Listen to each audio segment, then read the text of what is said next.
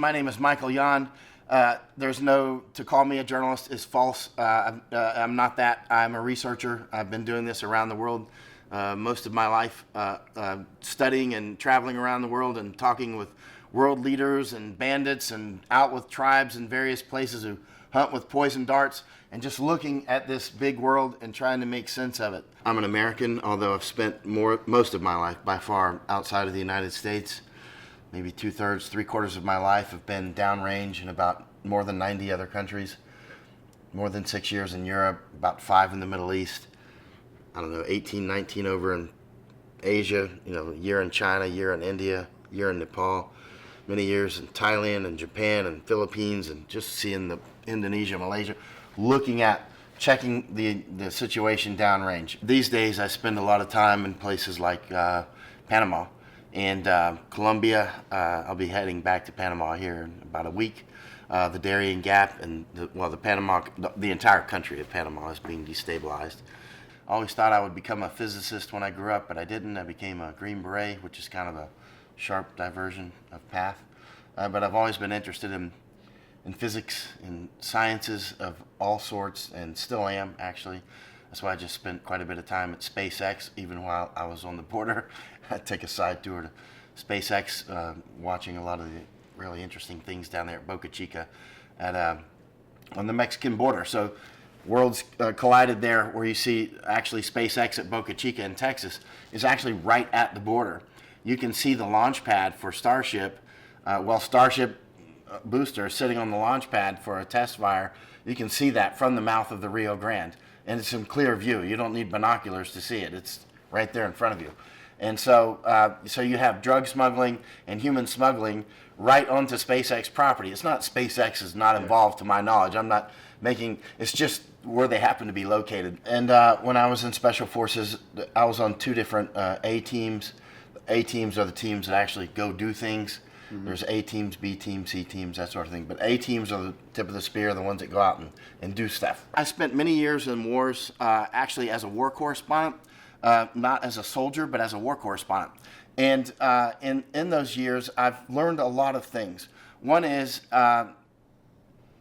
it's very important to get your feet on the ground, to go out there and see it for yourself, right? To get into the nitty gritty, but then to leave and keep looking at it from increasingly distant perspectives, and then go back into it. When you keep changing your lens on your camera, you see things in much different ways that are quite helpful and to understand what's going on. You have to change your lens at times, right? During my time in Special Forces, I went to a lot of training, some of it that is not directly combat related. For instance, going to Defense Language Institute for German. I went to another language school for Polish. I was stationed in Bad Tolz, Germany for years. I say years, I spent about 3 years down there, but station-wise it was about 1.5 years. Okay.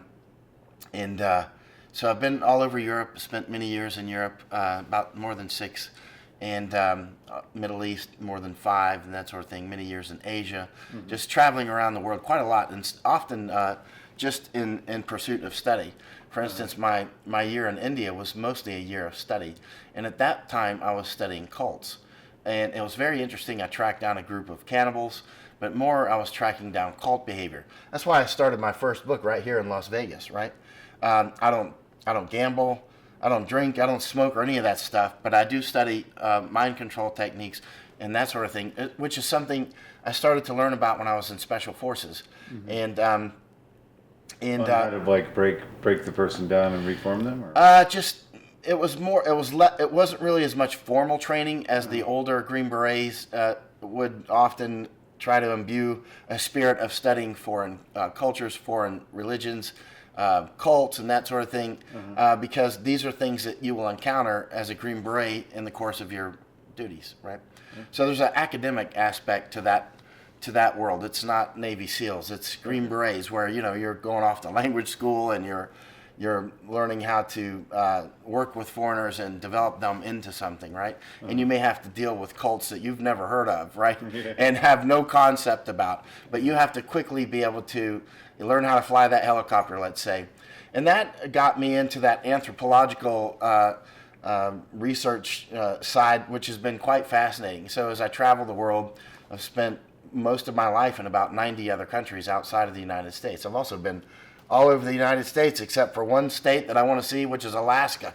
I haven't seen that one yet, but the rest of it, been here numerous times, many times I would say, into Las Vegas. Started my first book here in 1996 in a casino, not because I was gambling, because I don't gamble. I was here looking at the mind control techniques that they use to hook gamblers and get them addicted to the gambling, which a lot of people are susceptible to. Like, for instance, in these casinos, there's no clocks, there's no windows, there's nothing that would indicate the passage of time. And so, they can, every minute that they can keep you in a casino is dollars in pocket, right? So everything around here is designed to first draw you in, keep the family here, keep the children, keep the wife, or maybe it's the wife that's the gambler, or maybe wife and husband. That's why you see so many cheap cars around in Las Vegas, by the way, because people come here and gamble and they need money, and they sell their car very cheaply, right? So people come here to buy cheap cars. See, this is a whole. This whole city is Sin City is a psyop. It's just designed around sucking you in and sucking all the green out of your pocket, sending you back to pasture to make more money, and then bring you right back and do it again. So you work for these casinos, basically. You're an employee. Cult behavior, brainwashing, all these techniques are very important for everyone to study because you live in this world, period. You will not escape it, period. The only cult you'll never see is the cult you're in, right? If you look around you, you're either already in one, or a lot of people around you are in some form or another, right? It doesn't mean they're walking around wearing a skull on their head or something like that, as were some of the cannibals I tracked down in India. But cult behavior, let's look at that. When the second airplane hit on 9/11, I was in Florida, and I knew immediately that was Al-Qaeda, probably Al-Qaeda, because I had been studying Al-Qaeda. What would cause someone to fly an airplane into a building? They were in a cult, right? What would cause someone to drink the Kool-Aid or whatever it was they drank and die in large numbers down in South America? A cult. Or to do so many things. Cult behavior, right? And so whether it's and putting it on Instagram and saying, hey, now I'm virtuous because I've just given this my child. It's basically like an Aztec sacrifice. You might as well have beheaded your child and rolled it down the steps, Aztec style, because that's how sickening that is. But it's also, the people that have done that are victims of people more sophisticated than they are and ruthless, who have basically gotten you into their cult, not basically, explicitly, and you're expressing cult behavior by putting videos up of child. What were Nazis? It was a cult, right? And they're not dead yet. Once a cult like that is created, usually it actually never quite dies out. It kind of lives on and refurbishes itself and syncretizes with other cults. Cults constantly syncretize. One of the things I learned in India. India was a great place to go to study cults because it's like a high energy cult environment where it's almost like a cyclotron where you're slamming one cult into another at almost the speed of light and see which cult syncretizes out of it, right? And you see people coming in from places like San Francisco and other, especially the west coast of the United States. When I'm in India and I'm watching these things, people from the west coast tend to be much more apt to be there because they're looking for a guru or they're looking for some teacher, right? And of course, there's a guru waiting for you. And often, that I call it the magic carpet ride. The magic carpet ride can start at a travel agency in, say, San Francisco or Los Angeles, where the person running the travel agency is actually feeding your information. First of all, they're going to do a background check on you. If you look like you've got a lot of money, they're going to target you specifically. They'll put extra effort into you, right? They're looking for vulnerabilities. They know exactly what to look for. I call it mode switching. They come around they basically walk around your head and look for, not physically, but they look for doors and windows that are open. Okay, his ears are open. We'll put a USB in his ear and put our firmware in. The next thing you know, you've dumped out your bank account. In the COVID period, basically they've used the same old techniques and tactics. They just brought it up to a larger scale because now we have social media and other ways to collect so much data on us, not just social media, but how you use your credit card and all these other things. They can micro-target and bulk targeting, and so now basically actually it's the old techniques. I mean, viruses work like viruses, right?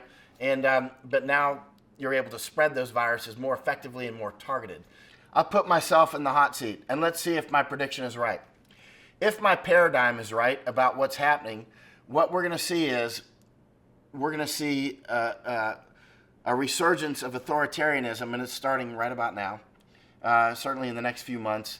And this will be more intense than what we saw in 2020-21, right? It should be a lot more intense. Why? Because when you're doing brainwashing like this, what you'll do is you'll put people in a lot of stress. And then when they're just about to break and do an uprising and overthrow the king sort of thing, then you reduce the stress and you relax, and people go, all right, it's good, it's over. And everything's better. And then you come back again and you do it even more. So you'll go up and down, and it keeps going higher. The stresses get higher. And eventually you've gotten sufficient control over the critical mass, and you've got control of the population. And often that will include a genocide of the people who are not going along with the program. Just like Stalin did with the Kulaks. You've been to Gordy, Georgia, the country of Georgia. I was just there in the Stalin Museum. He was very good at that. He marked the Kulaks, demonized the Kulaks, and eventually used sort of weaponized migration to take their farms, right? And you can see a weaponized migration in the United States now. That's why I'm constantly on the borders, not just at our border. I call that the eggshell. Also downrange in Panama at the Darien Gap. I'm going back after this. I mean, they're already arresting people who bring up the idea that elections may have been stolen. I mean, that is straight up. We're getting high-level authoritarianism at that. They're going high order. So they're on nuclear authoritarianism already. They're arresting people for no crimes just because thought crimes at this point. That's already happening. And now, one of the ways to destabilize a country is to just, like the Goths in Rome, just pull in a lot of people. Many fish don't mix well in the same aquarium, right? So you just pull in huge amounts of incompatibles and into your aquarium, and just an overwhelming number, and then encourage those incompatibles to take your homes, to take your farms. I mean, right now, the United States is being invaded. Not to mention the fact that they're working to roll out the digital currencies, which will put more controls over just every aspect of your life, encouraging children to transgender and all these other nonsensical things, rainbow flags everywhere. And it's not going to end at, hey, we're just going to make you feel bad. They're going to kill you. That's why this anti-Caucasian information campaign could not be any clearer what they're doing. That's what happened to the Jews and with the Nazis. That's what happened with the Kulaks, with Stalin. That's what Mao did. That's what Pol Pot did. This is the same game playing. It's the same chessboard, same pieces, same everything, different names on them. But if you've studied these things long enough, let's just see if I'm right. We saw it, and you can audit with me. You can audit me based on my accuracy. The next thing that comes, which is starting to unfold now, right now they're doing preparatory psychological work and saying, oh, you may have to take people into your homes, right? They're going to move them into your homes. They're doing the same in Netherlands. I spend a lot of time in Netherlands and other countries because Netherlands is key in another part of this. But now they're psychologically preparing people that you may have to take some of these innocent people that are just looking for a better life. You may have to take them into your homes because you know your husband died 5 years ago and you've got 4 extra rooms because the children are gone. So you need to take all these Somalis in, right? Or you need to take all these El Salvadorian MS-13s in, right? That's what's going to happen. I'm telling you that's what's going to happen because this is what I do. I watch this. I feel like an oncologist who's been doing this for decades around the world, and I walk into a room and I smell cancer, and I'm like, I don't need the X-rays. I've been doing this all over the world, and I know what's happening. The United States is going into a genocide. It's crystal clear. Not just that, but Europe as well, right? And they're going to genocide people that look like me. And the big picture, we're on the cusp of global famines. That much is clear, and that will create intense human osmotic pressure, the HOP, the human osmotic pressure is the push and pull of migration, right? And that push and pull of migration, that's why I spend so much time in Darien Gap. If you can get to South America, anywhere, if you can get to Brazil or Ecuador or Venezuela, it doesn't matter, Argentina, then you can get yourself to Colombia through the Darien Gap. It's a day-and-a-half walk now. It used to be 2 to 3 weeks of intense and huge death toll. When I was first going there, you could expect to be stepping over bodies. Now you can expect to get through in a day-and-a-half, 2 days, and may not see anybody get killed. But now huge numbers of people are. The bottom line is our own government has been creating that path through the Darien Gap to the United States. So if you can get anywhere in South America, that means if you're Chinese or you're from anywhere in Africa or Asia, or you're just from South America and you want to go to the United States, it's super simple. You go through the Darien Gap, you get on a bus on Highway 1 at San Vicente Camp or Las Blancas Camp in Panama. Super easy. You'll be directed to the camps. As soon as they see you, they realize you're a migrant, they're going to go over here. Okay, now you're on the bus. That takes 12 hours. Now you're at Costa Rica border. You walk across that border, and now you're on a bus to Nicaragua. The strategic goal of what's happening is, first of all, a global population reduction, which will happen at this point. I mean, I'm watching the food issues and other issues. We're clearly going to see a significant reduction in human population on Earth. That's coming. There's just not going to be enough food. And this is not like something that's going to be temporary. This is something like the actual inputs of nitrogenous fertilizers are being reduced. For instance, when Nord Stream was cut, for instance, when the Groningen gas field in Netherlands, they've just, the Dutch government maybe 7 or 8 weeks ago announced that they're going to shut Groningen. That's why I was there in March. It's not creating the CO2 that's needed as a byproduct, that's needed, or as another product that is needed, for instance, for the greenhouses in places like Netherlands. Those greenhouses need carbon dioxide, right?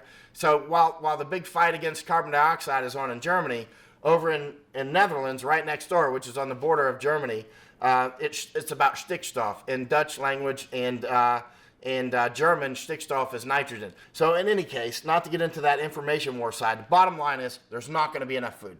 The big picture is quite clear. They don't hide it, whether it's Yuval talking about the useless eaters, which is, old Nazi talk, useless eaters.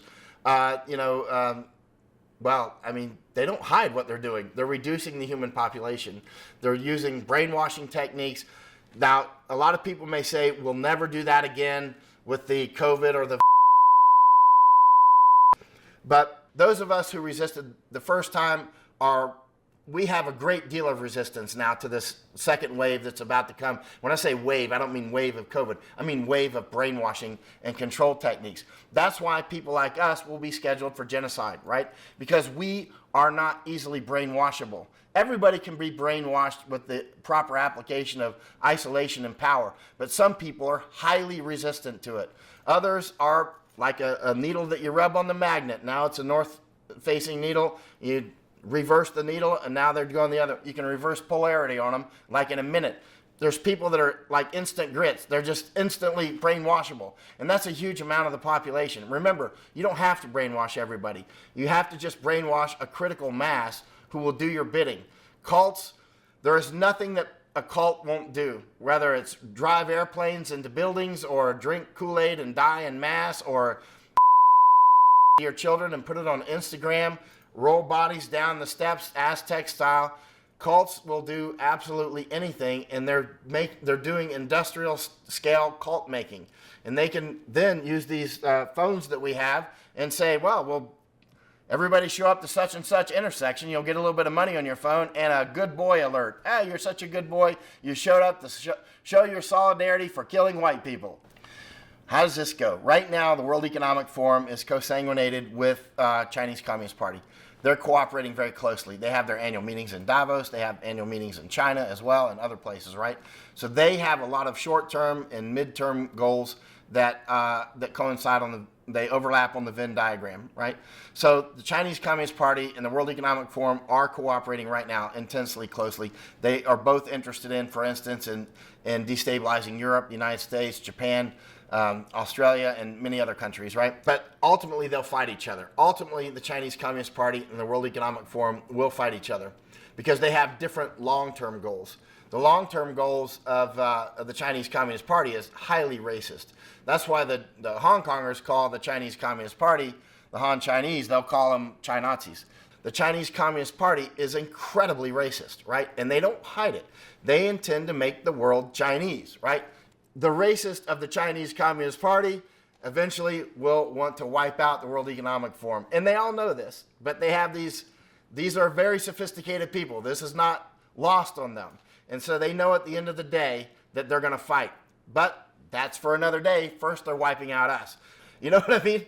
So who's behind this? It's the huge players, right? It's the Soroses of the world and many others whose names we don't know. I don't know who they all are. And these ecosystems are, who runs the jungle?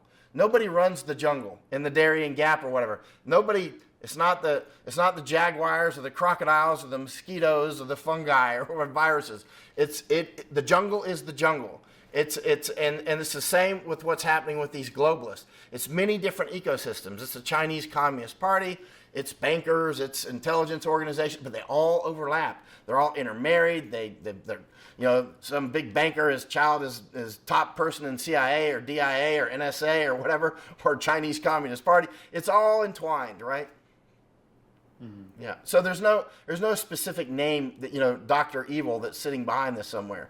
It's clearly an amalgam of people that cooperate together, right? I mean, they're business people ultimately, business people and high-level authoritarians.